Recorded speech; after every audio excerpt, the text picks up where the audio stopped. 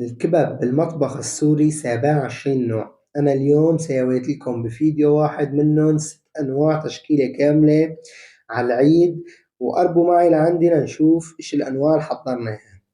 أول شي أنا هون حضرت كبة الدراويش وكبة المقلية القراص، هدول جهزناهم بلحمة غنم مقليين قلي بالزيت. وفي كبة السوار والمقلوزة والصاجية والصينية، هدول بالسمنة مخبوزين بالفرن.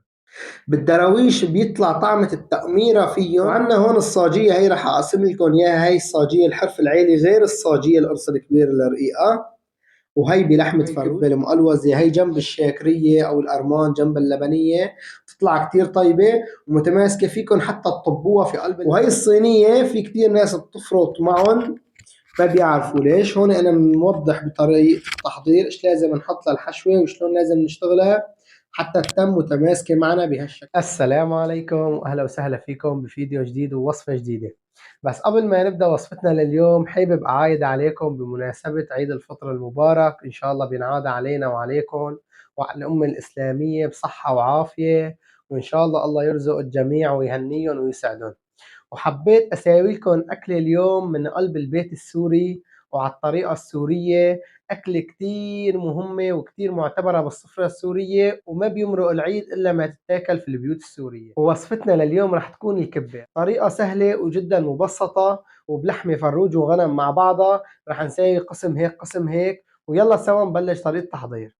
أنا اليوم عامل حساباتي أحضر 3 كليات برغل. 3 كليات برغل بشكل وسطي بتاكل معنا 3 كليات لحمة. محضر أنا هون كيلو لحمة غنم وكليين لحمة فروج. كبة الدراويش بنحط معها بصل، فأنا هون فارم 3 بصلات ناعمات، بنحطهم على اللحمة مباشرة، وبنحطهم على النار لحمتين حتى يتقلوا. أول ما بنحط اللحمة على النار مباشرة لازم نحط الملح والبهار. كل كيلو لحمة بياكل معنا مقدار معلقة صغيرة من البهار اللي هو خلطة السبع بهارات، ومقدار معلقة ونص صغار ملح. الملح حسب الرغبة، فيكن تكتروا فيكن تقللوا، هي شغلة على كيفكن. أهم شيء أول ما بنحطهم على النار لازم نتمع منحركن حتى تفرط اللحمة، ما تصير معنا كباتيل كباتيل، لازم نتمع منحرك لحتى يبلشوا يستووا ياخذوا معنا لون فينا نتركن. وهلا بنجي لمرحلة تحضير البرغل. أنا هون مجهز 3 كليات برغل، حيطة كليين برغل بلدي. قربوا لعندي شوي. البرغل البلدي هو البرغل الأشقر، شايفين شلون؟ هذا اسمه برغل بلدي. بلزمنا كليين برغل بلدي، لازم نضيف عليهم كيلو برغل عمقي. حبة البرغل بجي 3 قياسات، هاي القياس الوسط للكبة حتى تنجح معنا، لازم يكون القياس الوسط. إذا حطيناها على طاقل ناعم تطلع معنا مخبوصة خبص، بالذات إذا كانت مقلية أو دراويش. أنا هون حيطت كيلو من هذا العمقي الغامق، هذا اسمه عمقي، وكليين من البلدي. قربوا لعندي لنشوف تتبيلة البرغل إيش بلزمها. أول شي بلزمنا معلقتين بهار معرمات صغار، أي كل البهار اللي عنا بطلع معلقتين. وبلزمنا معلقتين كبار ملح، البرغل بياكل ملح كتير. بكل شغله برجع بقول لكم الملح حسب الرغبه، انتم لازم تذوقوا لانه هذا الشيء برجع لكم. وبلزمنا للون حتى يطلع معنا لون الكبه وراكز وحلو، بلزمنا معلقتين دبس فليفله، حده حلوه ما بتفرق، هدول بنحطوا بس للون.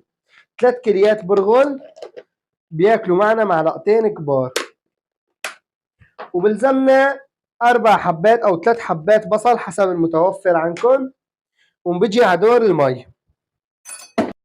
البرغل مثله مثل الطحين مثل السميد، يعني ممكن من نوع لنوع يختلف، فهذا الشيء رح يكون تقديريا. انا رح احط لكم بصندوق الوصف المعيار. وهلا هيك تقريبا استوت اللحمه معنا، شايفين شلون مفروطه. وهلا بعد ما تبرد بنحط لها المكسرات، واذا لقينا هيك شقف مثلا دعابيل خشنه متماسكه مع بعضها بنفرطها بايدينا. هلا بالنسبة لموضوع اللحمة هون لحمة الفروج لازم تكون صدر وفخذ، ما بصير تكون صدر لحالها. ومقشورة الجلد بتحطوا الصدر قد الفخذ وبتطحنوهم مع بعض، هي بتصير حشوة للكبة كتير مرتبة. بالنسبة لحمة الغنم لازم تكون 80% منها هبر و20% منها دهنة، مشان تتقلى معكم وما يصير الدسم فيها كتير تفرط معنا. هلا رح نفتح الحشوات بصينية يبردوا، المكسرات بينحطوا بعد ما تبرد الحشوة مشان ما يسترطب. وهلا بنجي لطحن البرغل. طحن البرغل لازم يكون على مصفي انعم الشي، بينطحن معنا 3 وجاه، وتشين على حاله ووتش مع الهبره. هلا بعرف في كتير بيوت رح تكتب لنا انه ما عندنا ماكينه، بدنا طريقه بلا ماكينه او بدنا طريقه يدويه على المكسر. ان شاء الله بعد العيد رح نساوي كبه بلا ماكينه ورح نساوي كبه بلا هبره طاول.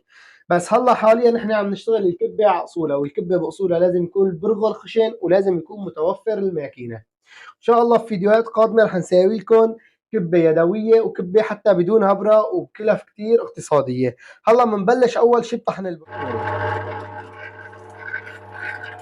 وهلا بعد ما خلصت طحنت البرغل 3 وجاه وصار معي بهالشكل هاد مثل العجينه، هلا صار لازم نحط الهبره. هلا الكبه عن كبه بتفرق مستوى الهبره اللي بدنا نحطه. يعني كبه المقليه بينحط لكل كيلو برغل ربع كيلو هبره، سواء كانت فروج او غنم او عجل. لازم تكون الهبره هبره على الحل، ما بصير يدخل دهن ابدا لانه بتفرط معنا الكبه. هلا انا هون مجهز صدر فروج، يعني هو هبره فروج. جايب صدر نقعه بالخل وخيسله منظفه مظبطه على 24 كيلو. البرغل العادي مثلا لكبة الصينية أو كبة المقلية كبة السوار لازم ينحط لكل كيلو برغل نص كيلو هبرة. كبة المقلية ربع كيلو الدراويش. ليش؟ لأنه الدراويش هي لازم تطلع مأمرة، فإذا كترت الهبرة معنا بتموت معنا التأميرة على القلي. فلذلك هلا أنا هون رح أقسم البرغل كيلو لحال وكليين لحال. الكليين رح أحط لهم كيلو صدر، والكيلو برغل رح أحط له ربع كيلو هبرة، وارجع اطحنهم كل واحد وتش رابع لحال، وبعدين بنجي سوا على طريقه التحضير. كبه المقليه الدراويش لازم ينحط لها جوز. الجوز بيساعد على الحشي، لانه هون الدرويش بيكون معنا طويل فصعب الحشوه تدخل لجوا بسهوله، فالجوز بيخلي الحشوه تتفرفد كويس. انا هون حيطت كيلو لحمه حطيت لها 200 جرام جوز. فيكم تكتروا فيكم تقللوا على كيفكم حسب الرغبه والامكانيات. هلا هيك هاي الحشوة صارت معنا جاهزة. هلا الحشوة الثانية اختيارية، بتحبوا جوز كاجو فستق المتوفر، حتى إذا ما متوفر ممكن تحطوا فستق عبيد تحمصوه وتضيفوه. أنا حيطت 300 جرام لوز، تقريبا 350 جرام على كليين لحمة، والله ما هي كثيرة. رح نضيفها كلها ومنحركها ومننتقل لطريقة التحضير. وهلا بنيجي لمرحله التحضير للشغل. هلا الماكينه رح تكون معنا جاهزه شغاله. هلا انا اول شيء بنطحن الشقفه اللي بدنا نباشر الشغل فيها. هلا اول شيء انا رح اسوي صينيه كبه بصينيه زورق مدور، فبلزمني له تقريبا شي 3/4 كيلو برغل. رح اخذ 3/4 كيلو برغل. هلا هي لازم تندعك دعك. فيكم مشان ما تعذبوا حالكم بتنزلوها وش تاني على السريع على الماكينه، منها بتصير افضل. الكبه كل ما انطحنت اكثر بالذات اذا برغلها خشن بتصير افضل، ومنها بتصير اسهلكم مشان ما تعذبوا حالكم بالدعك. بنحط بخة مي بسيطة وبننزلها على السريع. بنبدا طريقة تحضير الكبة بصينية. أول شي بندهن الصينية أو الزر اللي نشتغل فيه سمنة شي بسيط دهنة مشان ما تلزق معنا. بعدها بنبلش بناخذ الكبة هيك قطع وبنمدها قراص. لازم سماكة القرص تكون شغلة نص سنتي بهالشكل هاد. وبنبلش بنصفهم بالصينية وبنحط واحد جنب واحد حتى نساوي أرضية الصينية كلها نسق واحد. فيكم كمبتدئين إذا كانت هالحركة عليكم صعبة تستعينوا مثلا بسلوفانة أو نايلونة، تفتحوها على قد الصينية مثلا على قفاها وتمدوها طابة وحدة بالشوبك أو بإيديكم وبعدين تقلبوها. ولكن هالطريقة سهلة كتير. انتوا بتعملوا قراص فيكم تصغروهم وفيكم تكبروهم وبتصفوهم بهالشكل هاد. وبعد ما حطيناها مديناها من كبسة هيك ومنسويها حتى يصير كل البرغل تناسق معنا واحد. بنعمل هيك بحيث تكون كلها سماكة وحدة، سماكة نص سنتيمة وأكتر بهالشكل هاد. هلا بنجي على دور الحشوة. الحشوة حتى تلجم معنا لازم نحط لها بيض أو هبرة، هاد شيء اختياري. أنا هون هلا رح أحط بيض. وهلا بعد ما خلطناها بنوزعها على الصينية.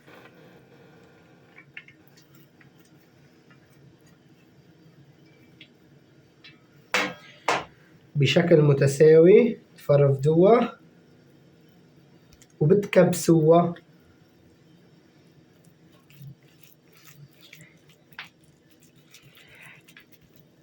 وهلأ بنكمل المرحلة بنفس الطريقة، بناخد شقفة كبة بنرقها بهالشكل هاد وبنرجع بنصفن جنب بعض، ولكن بنحاول هاي الطبقة تكون أرقى من طبقة الأرضية بشوي. بعد ما خلصنا الطبقة الثانية ومدينا وجهها وسويناها، حطينا لها شوية مي وفركناها حتى ناعم معنا وجهها، بنبلش بعملية التقطيع. أول شي بناخد السكينة هيك بنمشيها عداير الصينية، هاد الأمر مشان تفك معنا بالفرن.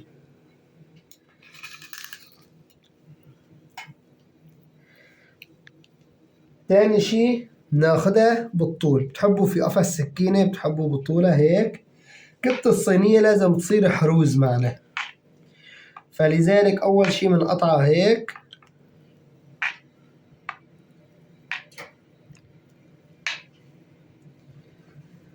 بعدين بنفتله وبناخدها هيك بالورب. لاحظوا معي شلون نسحبها هيك، وبسم الله الرحمن الرحيم. وهلا بعد ما خلصنا تقطيعها بهالشكل هاد بالسكينة نفسها، بنعطيها تبعيجة بكل قطعة بهالشكل هاد مشان تتشرب معنا شوية سمنة للقلب.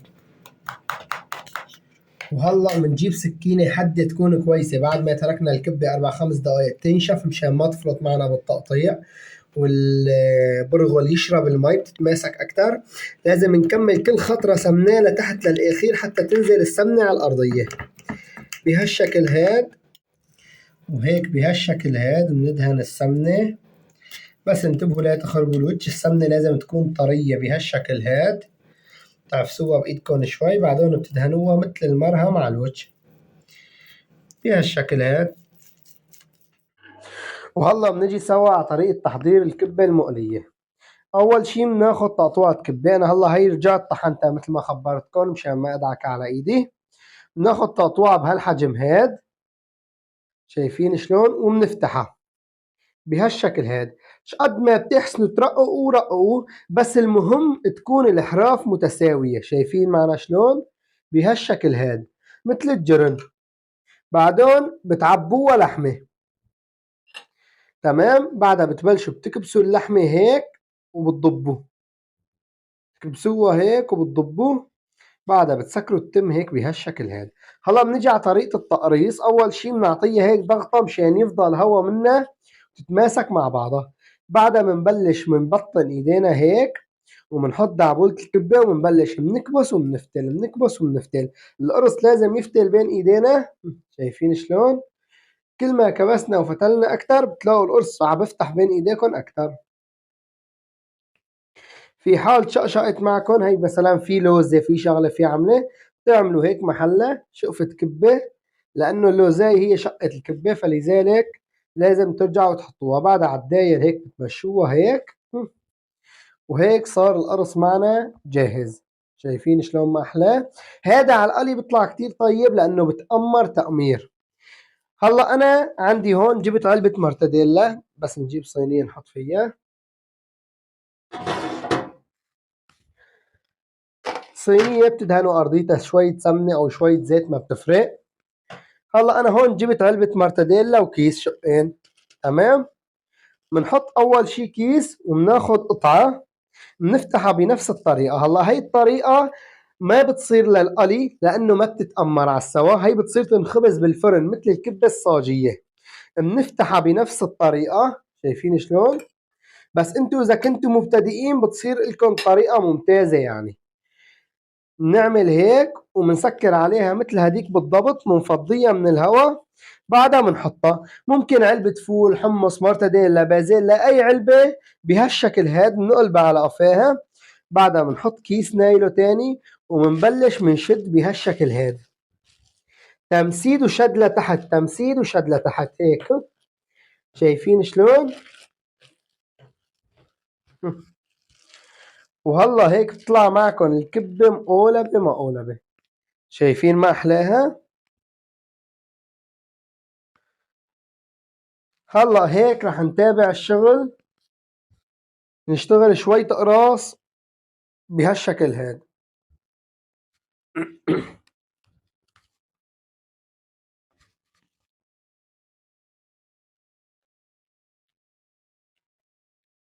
رح ارجع اعاد لكم قرص المقلية. حطينا الحشوة كبسناها بهالشكل هاد، وبنرجع نفضي الهواء منها ومنباشر فتل بهالشكل هاد.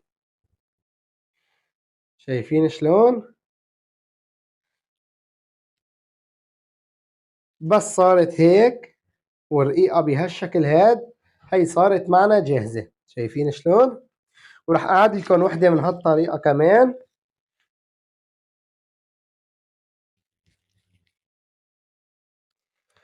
وبعدها مباشرة رح نروح لطريقة تجهيز السوار، كبة السوار. هلا هون بالنسبة للحشوة ما في داعي للبيض، البيض بكبة الصينية بس مشان ما تفرط. بهاي الحشوة ما في داعي للبيض. نفس الطريقة منكررة، تحطوا شوية مي، تحطوا الكيس وبتعملوا له التمثيلة هي هيك، بسم الله الرحمن الرحيم، عالداير هيك. وبعدها بنكشف، وهي المقولة بمعنى بهالشكل هذا. شايفين الذهب ما أحلاه؟ لون الكبة هاد هلا بعد الخبيز بيطلع رائع. هي صح حطينا معلقتين دبس فليفلة، بس هالمعلقتين دبس فليفلة لو تعرفوا ايش بساووا بلون الكبة. في مثل بيقول اللون عون. هلا بناخد قطعة صغيرة بهالشكل هاد، بنفتحها بنفس الطريقة وبنحشيها. حشوة هون لازم تكون معنا أقل مشان ما تصير القطعة كبيرة. السوار إلها 3-4 موديلات بنشغل فيهم، أنا هلا رح أشتغل لكم موديل واحد بغير فيديوهات مشان ما نطول الفيديو. رح نشتغل بقية الموديلات. تعملوا لها هيك بالإيد وبتعطوها هالضغطة هاي. شايفين شلون بتصير؟ بعدها بتمسكوها هيك وبتبلشوا بتدوروها هيك، ترجعوا بتعملوا لها هيك.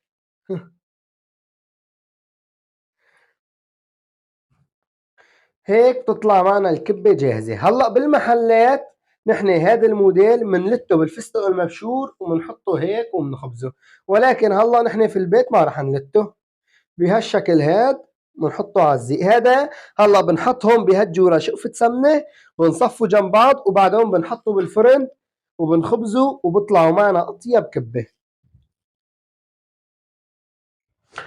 وهلا بنجي بعد ما خلصنا الكبة، هيك طلعت معنا الكبة الصاجية والكبة السوار، وسوينا قرصين 3 لنجرب المقليات. هلا بيجي دور كبة الدراويش. كبة الدراويش بلزمها شغلتين مهمات. أول شيء الشيء اللي هو اسمه مفتل، هو عبارة عن عصاي مفتولة تيجي بهالشكل هاد حتى ترسم معنا شكل الدرويش.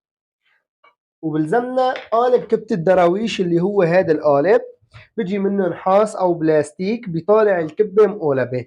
هلا رح نبلش اول شيء فرجيكم شلون بتطلع معنا الكبه. هلا بنبدا اول شيء بننزل الكبه، لازم ننزلها شوي شوي ونحن عم نكبسها هيك. بسم الله، لاحظوا معي شلون بتطلع هيك. بنمسكها هيك، واول ما بتصير هيك 4 اصابع بنقشط وبنحط هيك في الزيت. نرجع نحط شقفة كبة تانية بهالشكل هاد. وهلا بننتقل للمرحلة الثانية، هي تسكير التم. أول شي بنجيب هاي الخشبة اللي هي قلنا عليها المفتل، بنبل راسها مي وبنحطها هيك حتى توصل على التم معنا، وبنبلش بنسكر بهالشكل هاد. لازم المفتل تبع بيفتل معنا بقلب الكبة مشان ما يلزق فيها. وأول ما بتسكر معنا بهالشكل هاد بنسحب المفتل. هي المرحلة الأولى في طريقة تحضير كبة الدراويش. شايفين شلون؟ ولازم جهدنا نحاول نبوز شوي صغيرة راس الدرويش مشان يتأمر معنا على القلي. وهلا بعد ما سكرنا كم درويش، أول شي بنجيب الدرويش هيك ونبلش بنحشي لحمة. اللحمة لازم نحشيها هيك فرفطة. شايفين شلون؟ مشان تنزل معنا لجوات الدرويش للآخر. في حال نزلت كبتولة لحمة أو مثلا شقفة جوزاية خشنة أو كذا، بينسد معنا الدرويش ما بيعود بنزل للآخر. عرفتوا شلون؟ فلازم نتم نحط ونهزهز ونكبس حتى يتملى معنا الدرويش. بعدها بتجي المرحلة النهائية، مرحلة التسكير. بهالشكل هاد بنبلش منضيق التم شوي شوي شوي شوي، برم من تحت تسكير من فوق بهالشكل هاد حتى بنقرص اخر شقفة ومنبلش بنعمل له هيك. بصير معنا الدرويش جاهز وملان بالطرفين ومحشي. هذا بيطلع معنا مقمر تقمير. ليش؟ ايش السبب؟ لانه الكبه رقيقه على الداير، مسكره من فوق ومن تحت، ما مكبتله كبتله. راح افرجيكم واحد تاني. في حال مثلا كان عندكم مشكله ما بتعرفوا تعبوا الدرويش للاخير، فيكم تقصروه، مو شرط يكون في هالطول، ولكن كل ما كان الطول اكثر بيشيل لحمه اكثر وبطلع اطيب. شايفين شلون؟ فرفده، وللحد اللي بصل فيه اصبعتنا بنكبس.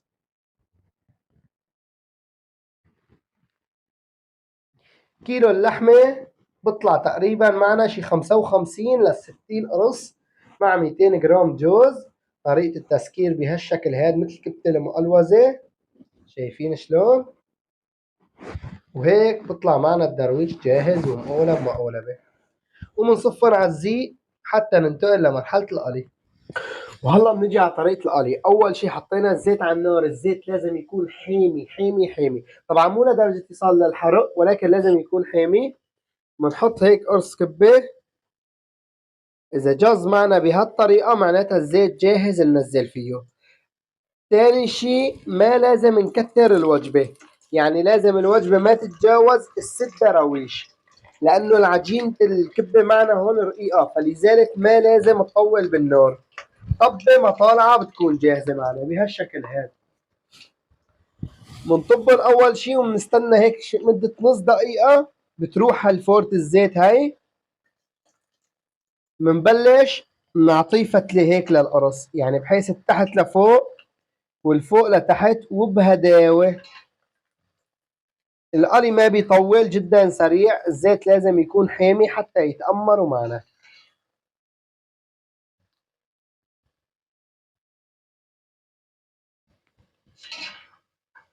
وهلا هيك بهاللون الذهبي وبهالتقميرة هاي تسحبوهم عالجاط لفوق.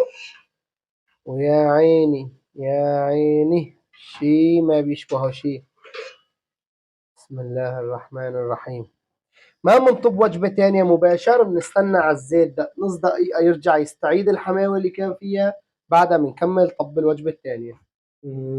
على الكباب وأنواع الكباب. الكباب بالمطبخ السوري 27 نوع. أنا اليوم سويت لكم بفيديو واحد منهم 6 أنواع تشكيلة كاملة على العيد. وقربوا معي لعندي لنشوف إيش الأنواع اللي حضرناها. أول شي أنا هون حضرت كبة الدراويش وكبة المقلية الأقراص، هدول جهزناهم بلحمة غنم مقليين قلي بالزيت. في كبة الأسوار والمقلوزة والصاجية والصينية، هدول بالسمنة مخبوزين بالفرن. وخلطت بالفيديو بين لحمة الفروج ولحمة الغنم وسوينا طريقة التحضير مبسطة. قربوا سوا لنفتح أول درويش ونشوف شلون طالع الحشوة معنا. بالدراويش بيطلع طعمة التقميرة فيهم، يعني الكبة نوع عن نوع بيتغير. بالدراويش بيطلع طعمة التقمير، بتأمر لأنه بيكون رقيق غلاف من برا ومن قلب محشي لحمة وجوز. شي فاخر على الآخر. وعنا هون الصاجية، هي رح أقسم لكم إياها. هي الصاجية الحرف العالي غير الصاجية القرص الكبير الرقيقة. وهي بلحمة فروج. لاحظوا معي شلون البرغل على الداير والحشوة بالنص، ولحمة فروج متماسكة وشي فاخر على الآخر. وهي بالنسبة للصاجية. وهلا بنشوف هون السوار. السوار إلى عدة طرق، وفي مسوار 7 8 أشكال. أنا هلا سويت لكم شكل واحد لحتى نشوف شلون بتطلع معنا طرية، ما بتصير قاسية، والتماسك فيها بيكون أقل من الصاجية، بس بتطلع طعمتها شي ناهي. الكبة بشكل عام أكلة مفضلة بالمطبخ السوري. وهي الكبة المقلوزة هي جنب الشاكرية أو الأرمان جنب اللبنية بتطلع كتير طيبة ومتماسكة. فيكن حتى تطبوها في قلب اللبن، بتتحمل ما بتفرط، يعني فيكن تسلقوها سلق وفيكن تقلوها. وهي الصينية في كتير ناس بتفرط معهم ما بيعرفوا ليش. هون أنا موضح بطريقة التحضير إيش لازم نحط للحشوة وشلون لازم نشتغلها حتى تتم متماسكة معنا بهالشكل هاد.